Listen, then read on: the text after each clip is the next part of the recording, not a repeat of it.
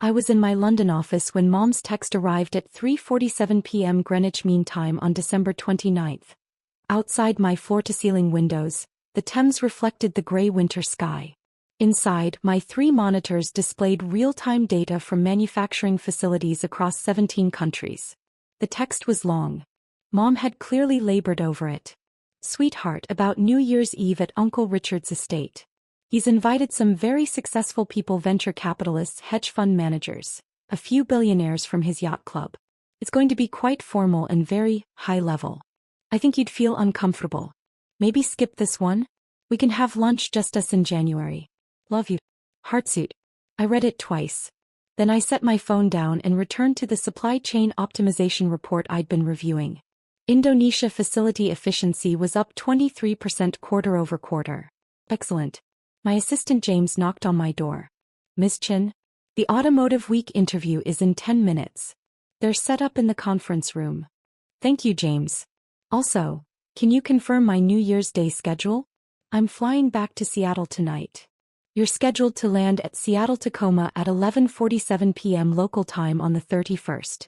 Car service arranged. You have New Year's Day off. Your first day off in 47 days, I might add. Perfect. I didn't respond to Mom's text. My family has always been impressed by the wrong things. Uncle Richard made his money in commercial real estate, strip malls, office parks, apartment complexes. He was worth maybe $380 million and he never let anyone forget it. His house was a 12,000 square foot monstrosity in Bellevue with a 6-car garage showcasing vehicles he barely drove. His 3 children, my cousins Trevor, Vanessa and Blake, had grown up with trust funds and private school and summer homes in Aspen. Mom and Dad were comfortable but not wealthy. Dad was a civil engineer. Mom was a high school guidance counselor. They'd given my brother Jason and me a good middle-class upbringing in a nice Seattle suburb. But Uncle Richard's wealth created a gravitational pull in the family. Every holiday at his estate. Every major celebration at his yacht club. Every conversation somehow circling back to Richard's latest acquisition or investment. Jason fit right in. He went into tech sales, made good money, bought a Tesla, wore expensive suits, talked confidently about market trends he barely understood. Uncle Richard loved him. That's a young man with ambition, he'd say, clapping Jason on the shoulder. I was different. I was quiet. I studied engineering at University of Washington instead of business at an Ivy League school. After graduation, I took a job at a small automotive parts manufacturer in Kent that no one had heard of. Annual salary, $54,000. Engineering. Uncle Richard had said when I told him, that's technical work. Don't you want to do something more strategic? I like solving problems, I said. Well, there's certainly problems to solve in manufacturing. He'd smiled in that pitying way people do when they think you're wasting your potential. Just don't get stuck on the factory floor your whole career. For the next 12 years I was the family afterthought. At Thanksgiving dinners, Uncle Richard held court with stories about his latest developments. Jason talked about his tech sales quotas. Vanessa, who worked in her father's company doing something vague with property management, described her vacation in Bali. What about you, Maya? Mom would ask, obligatory and gentle. Works good. We improved our defect rate by 11% last quarter. Silence. Then someone would change the subject. They didn't know I'd been promoted to operations manager at 27. Then director of manufacturing at 29. Then VP of operations at 31. They didn't know because I never told them and they never asked. When I turned 33, I got a call from a private equity firm. They wanted to buy the automotive parts company where I worked. The owner, a brilliant engineer named Tom Chin who'd become my mentor, was ready to retire. They're offering $247 million, Tom told me over coffee. The company's worth more, but I'm tired. I want to sell. What happens to the employees? I asked immediately. That's up to the buyers. Probably layoffs. Consolidation. That's how these things go. I spent that night running numbers. Looking at my savings, $340,000 accumulated over 12 years of living modestly and investing aggressively. Looking at the company's actual value based on our contracts, our patents, our growth trajectory. The company wasn't worth $247 million. It was worth $380 million minimum. Possibly $500 million if we expanded into electric vehicle components, which I'd been pushing for but Tom had resisted. Let me buy it, I told Tom the next morning. He laughed. Maya, you don't have $247 million. I can get it. He stopped laughing. I spent 3 weeks putting together the most aggressive pitch of my life. I approached manufacturing consortiums in Asia. I found a specialty lender who understood automotive supply chains. I structured a leveraged buyout that required me to put up every penny I had as collateral and take on $223 million in debt. On paper it was insane. But I knew the company's real value.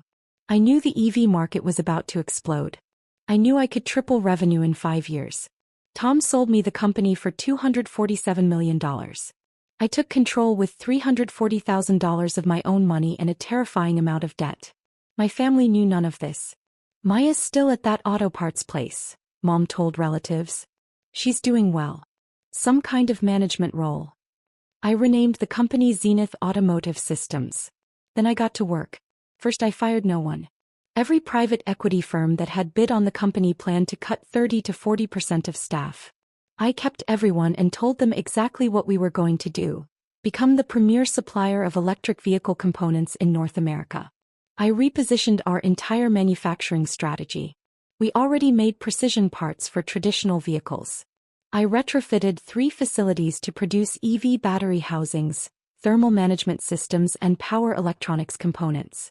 I hired away top engineers from Tesla and Rivian. I invested $47 million, borrowed money that kept me up at night, into R&D. The first year I paid myself $68,000 while servicing $223 million in debt. I lived in the same small apartment I'd had for years. I drove a 10-year-old Honda. My family assumed I was still just an employee. Year 2 we landed our first major EV contract. $89 million over 3 years with a new electric truck manufacturer. Revenue jumped 34%. I started paying down debt ahead of schedule. Year 3 Ford became a client. Then 3 Chinese EV companies expanding into North America. Revenue $347 million. Company valuation $680 million. My equity 73%. I paid myself $120,000. Still lived in the same apartment. Still drove the Honda. Year 4 we acquired 2 smaller competitors. Now we had facilities in 7 states plus Mexico. Revenue $624 million. Valuation $1.2 billion. My equity stake worth approximately $876 million. I bought a modest house in Madison Park. Nice but not ostentatious. 3 bedrooms, 2,400 square feet, water view. $1.8 million. I paid cash to avoid a mortgage but told my family I was renting. Year 5 we went public. The IPO priced at $34 per share, valuing Zenith Automotive at $2.8 billion. My stake, 51.7%, worth $1.447 billion after dilution. Forbes called it the quietest billionaire-making IPO of the decade. Bloomberg added me to their billionaire index at #1-247. I was 38 years old. I still drove the Honda. At family dinners the conversation remained unchanged. Trevor just closed a $50 million development deal, Uncle Richard announced at Easter. That's my boy. Jason hit 140% of quota this year, Dad said proudly. Top performer in his region. What about you, Maya? Mom asked. Busy at work. We're expanding production capacity. Still at that parts company? Uncle Richard asked. You know, Trevor's firm is looking for property managers. It's not too late to transition into real estate. Much better money than manufacturing. I'm happy where I am. Well, that's what matters, I suppose. He turned back to Trevor. Tell everyone about the luxury condo project downtown. They had no idea I was worth more than all of them combined. December 20th, Uncle Richard sent a family group text. Big New Year's Eve bash at the estate this year. Pulling out all the stops. Dress code black tie. This is going to be the party of the year. Mom called me that evening. Are you coming to Uncle Richard's party? I'm in London until the 31st, but I can probably make it. Oh. Pause. Well, actually, honey, it might be better if you skip this one. Why? Richard's invited some very high-level people. Billionaires from his yacht club. Some venture capital people. A few tech CEOs. It's going to be very, you know. No, I don't know. Well, the conversation will all be about big deals and investments, and you might feel out of place. You know how Richard gets with his wealthy friends. Lots of talk about money and success. I just don't want you to feel uncomfortable. I was literally reviewing a $340 million acquisition while she said this. On my screen, due diligence documents for a German automotive supplier we were buying to expand into the European market. I see, I said. It's not that we don't want you there, Mom continued quickly. It's just, Jason will be there with his new girlfriend who works in venture capital. Trevor and Vanessa will have their successful friends. Blake just got promoted to partner at his law firm. Everyone will be talking about money and deals and, you know, your work is important, but it's just different from what these people do. Different. You work so hard, honey. You're so good at what you do. But this crowd, they're just on a different level financially. I don't want you to spend New Year's Eve feeling less than. Why don't we do lunch on January 2nd instead? Just you and me. I looked at my Bloomberg terminal. Zenith Automotive stock had closed at $67.34, up 3.2% on news of our German acquisition. My net worth had increased by $43 million that day. Sure, Mom. Let's do lunch.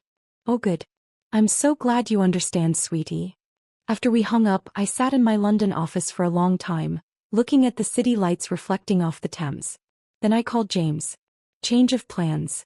I want to arrive in Seattle by 6 p.m. on December 31st, not midnight. And I need a car service to take me to an address in Bellevue that evening.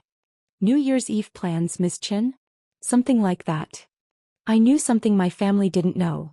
Bloomberg's Billionaire Index updates in real time, but they publish a comprehensive year-end rankings update at exactly midnight GMT on January 1st, which was 4 p.m. Pacific Time on December 31st. The update includes detailed profiles of new billionaires, significant wealth changes, and a searchable database. It gets picked up by every major business news outlet within minutes. This year's update would be particularly interesting because my wealth had increased dramatically in Q4.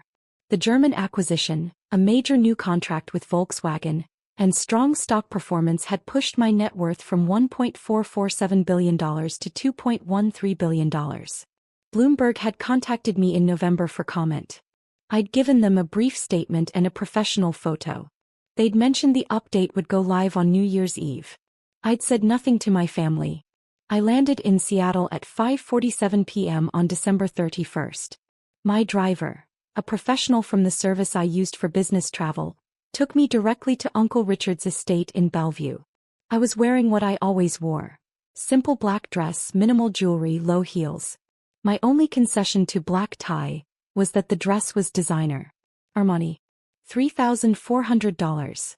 But it looked like something I could have bought at Nordstrom for $400. I arrived at 7:23 p.m. The circular driveway was packed with luxury vehicles. Bentleys, Rolls-Royce, multiple Ferraris, a Lamborghini. I asked my driver to park my car on the street. The house was lit up like a palace. Through the windows I could see at least 100 people in formal wear, champagne glasses glittering under crystal chandeliers. I walked up to the front door and rang the bell. Uncle Richard's assistant. Yes, he had an assistant. Opened the door. Name. Waya Chin. She checked her tablet, frowned. I don't see you on the guest list. I'm Richard's niece. Oh. Her expression shifted to confusion. Let me check with Mr. Chin. She disappeared. I stood in the doorway watching the party inside. I recognized a few faces from business news. The CEO of a major tech company. A prominent venture capitalist. Several people whose names appeared regularly in Forbes. Uncle Richard appeared, slightly flushed, champagne glass in hand. Waya, what are you doing here? Coming to your New Year's Eve party. I thought your mother said. We weren't expecting you. I was in the neighborhood. I stepped inside. Should I leave? No. Oh, of course not. It's just, this is a very high-level crowd. You might not have much in common with. I'll manage, I said, walking past him into the foyer. The party was exactly as pretentious as I'd expected. Groups of people in $1,000 outfits discussing their vacation homes and investment portfolios. Someone was talking about their new Gulfstream. Someone else was complaining about the difficulty of finding good staff for their yacht. I got a glass of champagne from a passing waiter and found a quiet corner. Jason spotted me first. Maya? What are you doing here? It's a family party. Yeah, but... He lowered his voice. Mom said you weren't coming. This crowd is pretty intense. Lots of big players. I'll try to keep up. He looked uncomfortable. Look, my girlfriend Amber is here. She's a VP at a VC firm. Very impressive woman. Maybe don't mention the manufacturing thing? It's just, this crowd doesn't really get blue-collar work. I'm not blue-collar. You know what I mean. Factory stuff. Just, maybe keep it vague. I smiled. Sure, Jason. He patted my shoulder and disappeared back into the crowd. I checked my phone. 7:56 p.m. Bloomberg's update would go live in 8 hours and 4 minutes. The evening progressed exactly as Mom had predicted. I was invisible. I stood in corners while important people discussed important things. No one asked who I was. When I did join conversations, they were politely dismissive once they realized I didn't work in tech or finance or real estate. What do you do? A man in a $6,000 tuxedo asked me around 9 p.m. I run an automotive supply company. Oh, like a parts supplier. Yes. That's interesting. He turned to someone else. Did you hear about the new EV startup that just raised $400 million? I sipped my champagne and said nothing. At 10:30 p.m., Uncle Richard gathered everyone for a toast. He was in his element, important people in his house, everyone's attention on him. I want to thank you all for being here tonight, he said, raising his glass. This room is full of the most successful people I know. Entrepreneurs, investors, industry leaders, people who've built empires and changed the world. Here's to another year of success. Everyone cheered. I noticed Mom in the corner looking pleased. Jason was next to his VC girlfriend, chest puffed out. Trevor, Vanessa, and Blake were soaking up reflected glory from their father's important friends. No one looked at me. At 11:45 p.m., I moved closer to the big screen TV in Uncle Richard's living room. He had it tuned to CNN's New Year's Eve coverage, though most people were ignoring it. I checked my phone again. 11:47 p.m. Pacific. Bloomberg's update had gone live 13 minutes ago. I opened the Bloomberg website on my phone. There it was, Bloomberg Billionaires Index, 2025 year-end update. I clicked through to the searchable database and typed my name. Number 847, Maya Chin, net worth, $2.13 billion. Source, automotive manufacturing residence, Seattle, Washington, age 38. The profile included details about Zenith Automotive's public offering, our revenue growth, my 51.7% ownership stake, and our recent German acquisition. There was the professional photo I'd provided, me in my office, Seattle skyline behind me. I took a screenshot and waited. 11:52 p.m. People were starting to gather around the TV for the countdown. Uncle Richard was holding court, arm around a hedge fund manager, explaining his latest real estate play. 11:56 p.m. Trevor walked past me to get another champagne bottle. He didn't acknowledge me. 11:58 p.m. I noticed Amber, Jason's girlfriend, looking at her phone with a strange expression. He was a VP at a venture capital firm. She probably had Bloomberg alerts. 11:59 p.m. 10, 9, 8. The crowd started counting down. Amber was staring at her phone, then at me, then back at her phone. She grabbed Jason's arm and whispered something urgent in his ear. 3, 2, 1. Happy New Year. Confetti cannons. Champagne corks popping. Kissing couples. Cheering. And Amber's voice cutting through the noise. Jason. Jason. Is your sister's name Maya Chin? The room didn't quiet immediately, but several people near them stopped talking. Jason looked confused. Yeah, why? Amber's hand was shaking as she held up her phone. This Maya Chin? She showed him her screen, Bloomberg's billionaire profile with my photo. Jason's face went white. That's not. He looked at me across the room. That's not the same person. It's the same photo, Amber said loudly. Maya Chin. Age 38. Seattle. Automotive manufacturing. Net worth $2.13 billion. More people were stopping their conversations now. Uncle Richard pushed through the crowd. What are you talking about? Amber turned her phone to him. Bloomberg just updated their billionaire index. Myachin. Ranked number 847. Worth $2.13 billion. Uncle Richard stared at the screen. Then at me. This is a different Myachin. There are lots of Chens. It's the same person, Dad, Trevor said quietly. He was holding up his own phone. Look at the photo. That's her. The room was silent now except for the TV still playing New Year's coverage. Uncle Richard walked slowly across the room to me. Why, hi, Uncle Richard. Great party.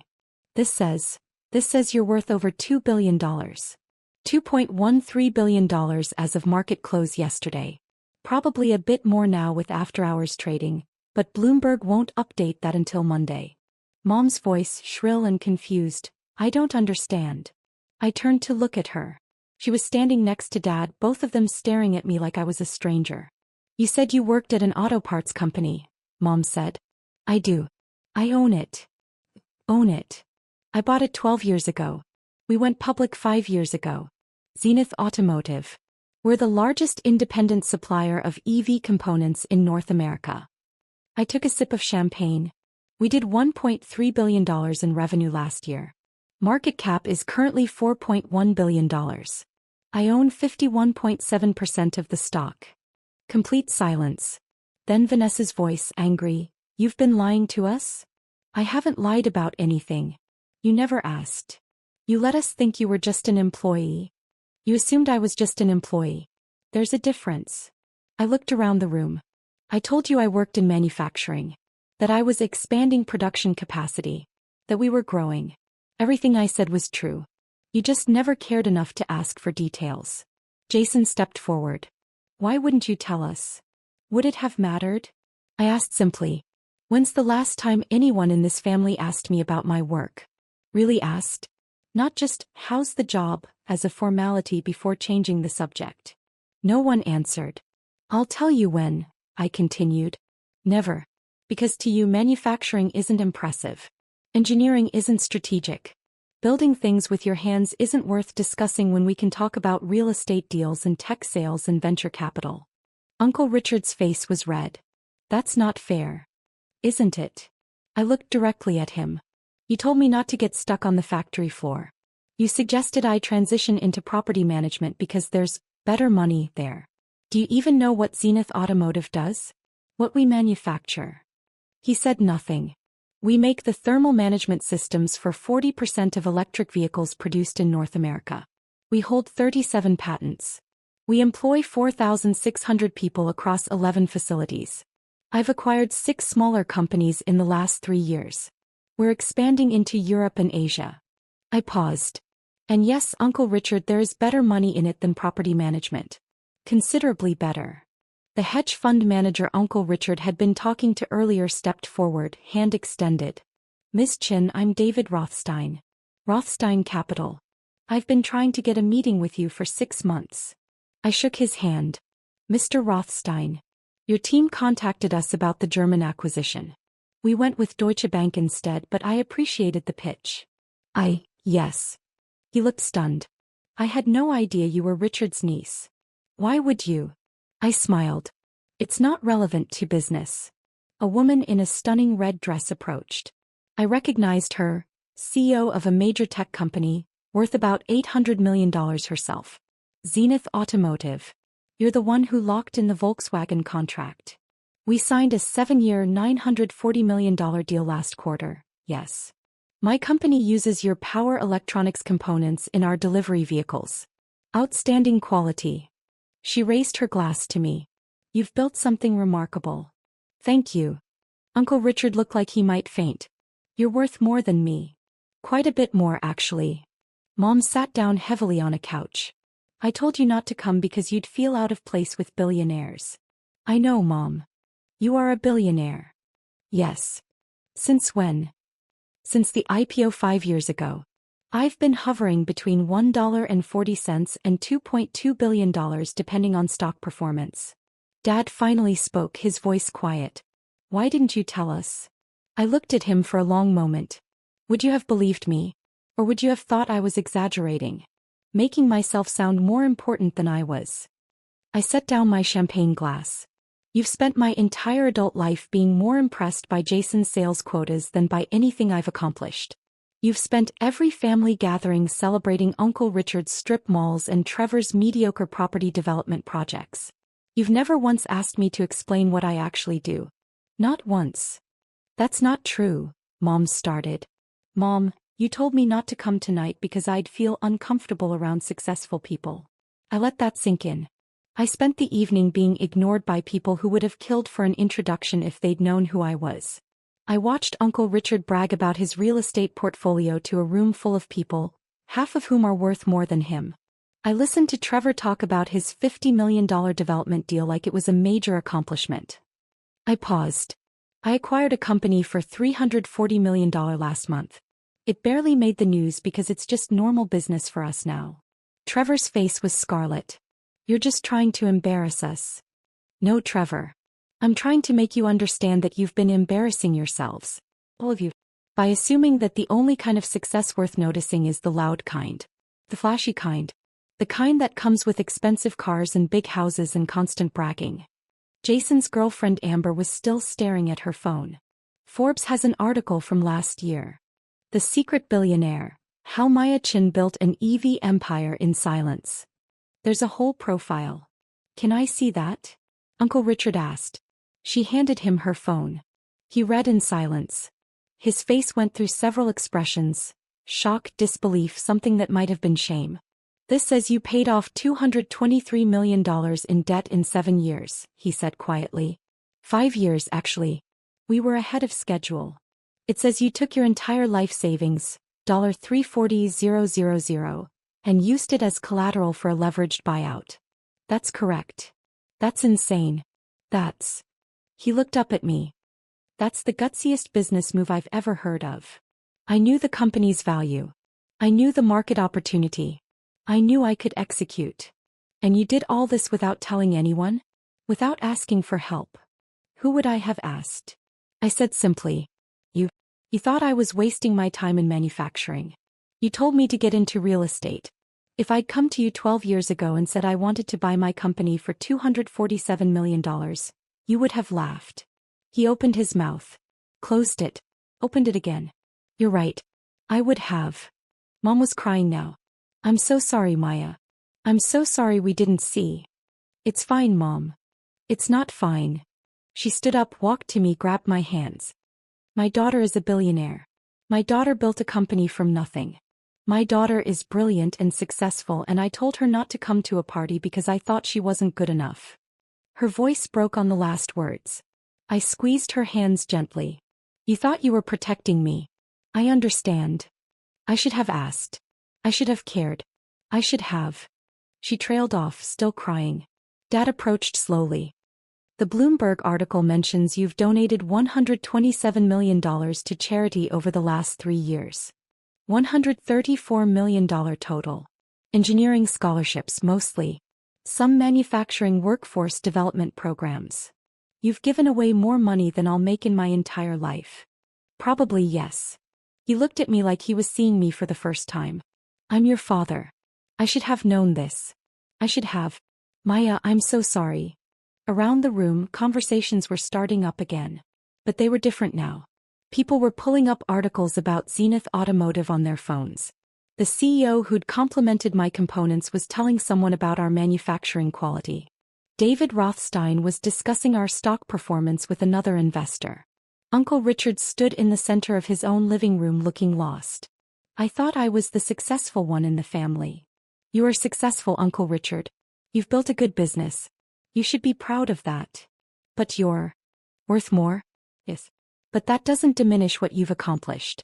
You just spent the last 12 years treating me like an afterthought because my success was quieter than yours. He had no response to that. By 12:47 a.m., the Bloomberg article had been picked up by CNN Business, CNBC, Forbes, and the Wall Street Journal. Seattle's secret billionaire revealed was trending on financial Twitter. My phone started ringing. My PR team. My CFO. My board chairman wanting to know if I needed any support with the sudden media attention. I stepped out onto Uncle Richard's back patio to take the calls. The yard was beautifully landscaped, lit with tasteful path lighting. Through the windows I could see the party continuing, but the dynamics had completely shifted. People kept glancing at me, whispering. Several guests had asked Jason and Trevor for introductions. When I came back inside at 1:15 a.m., a small group had formed around Mom and Dad.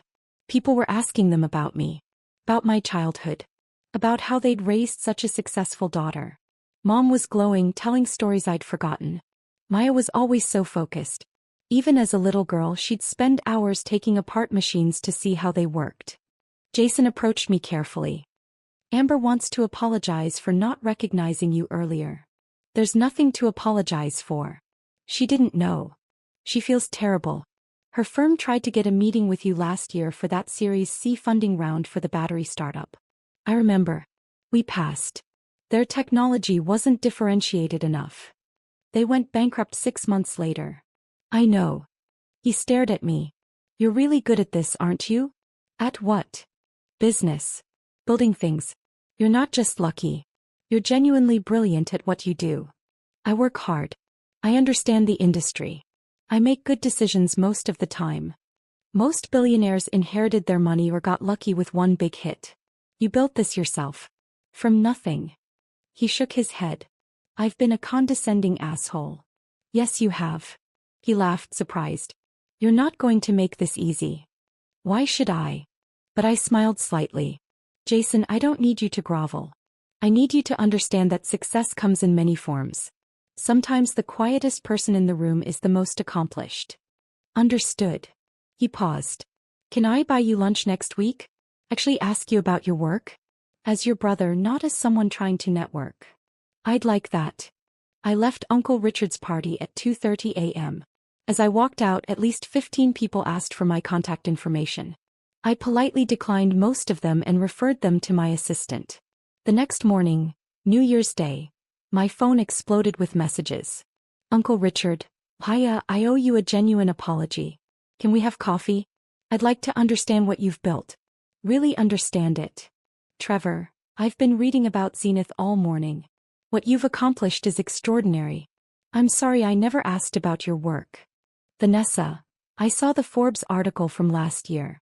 The way you turned around that failing company is incredible. Can we talk? I'd love to hear the real story. Blake, I had no idea. None of us did. That's on us, not you. I'm sorry we were so blind. Mom called at 10:47 a.m. Honey, I couldn't sleep. I spent all night reading articles about you. About your company. About what you've built. He was crying again. I'm so proud of you. And I'm so ashamed it took a Bloomberg article for me to see what was right in front of me. Mom. No, let me say this. You're brilliant. You're accomplished. You've built something remarkable. And I spent years treating your work like it was a hobby compared to Jason's sales job. I was a terrible mother. You weren't terrible. You were just focused on the wrong things. That's the same as being terrible. She took a shaky breath. Can you forgive me? There's nothing to forgive. You didn't know because I didn't tell you. I should have asked. That's the point. I should have cared enough to ask. We talked for an hour. Really talked. I explained the leveraged buyout, the years of brutal work, the strategic decisions that had paid off, the risks that had kept me up at night. She listened to every word. You're going to be insufferable now, aren't you? I asked when we were wrapping up. Telling everyone your daughter is a billionaire? Absolutely. She laughed through her tears. I've earned the right to brag after missing it for 12 years. January 2nd, I had lunch with Mom as planned. Just us. We talked about Zenith's expansion plans, my goals for the company, the challenges of being a public company CEO. She asked real questions. She took notes. She wanted to understand. January 15th, Uncle Richard came to visit Zenith's headquarters. I gave him a full tour. The manufacturing floor, the R&D labs, the quality control systems.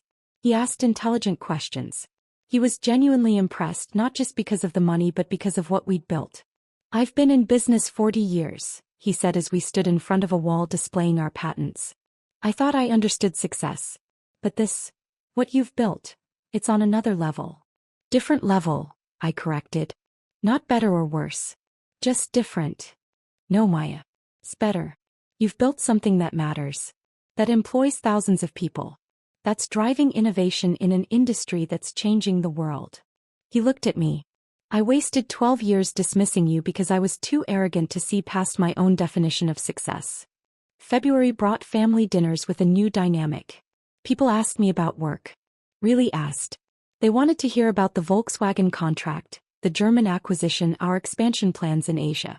Jason brought Amber to several dinners. He and I became friends. Her VC firm eventually partnered with Zenith on a battery technology startup we were investing in. Good business for both of us. Trevor started asking me for business advice. Not to network. Not to use me. Just because he genuinely wanted to learn from someone who'd built something from scratch. Dad framed the Bloomberg article and hung it in his office. Proud of my daughter, he told everyone who visited. Mom started a scholarship fund for women in engineering in my name. She seeded it with $50,000 of her own money. I matched it with $5 million. The media attention eventually died down, which I appreciated. I went back to running my company, which was what I actually cared about. But the family dynamic never went back to what it was. In June, Uncle Richard invited me to his yacht club for lunch. Some of the people from New Year's Eve will be there, he warned. Is that okay? It's fine. We arrived to find a small gathering on the deck overlooking the water. The hedge fund manager. The tech CEO. A few venture capitalists I'd met that night. Paya. David Rothstein stood up when I arrived. I've been trying to get another meeting with you for months. Your assistant scheduled something for July, I said, shaking his hand. 3 months out. Your team is very protective of your time. I run a $4.1 billion company. My time is limited. He laughed. Fair enough. The tech CEO pulled me aside. I wanted to thank you. The components we get from Zenith have been flawless. Our vehicle production has increased by 19% since we switched suppliers. That's good to hear. Quality is everything. I'm telling everyone who'll listen. You've built something special. Uncle Richard found me at the end of lunch. This is surreal. You're the most important person here. I'm just me, Uncle Richard. I was always just me. You just didn't notice. He smiled sadly. I noticed. I just didn't understand.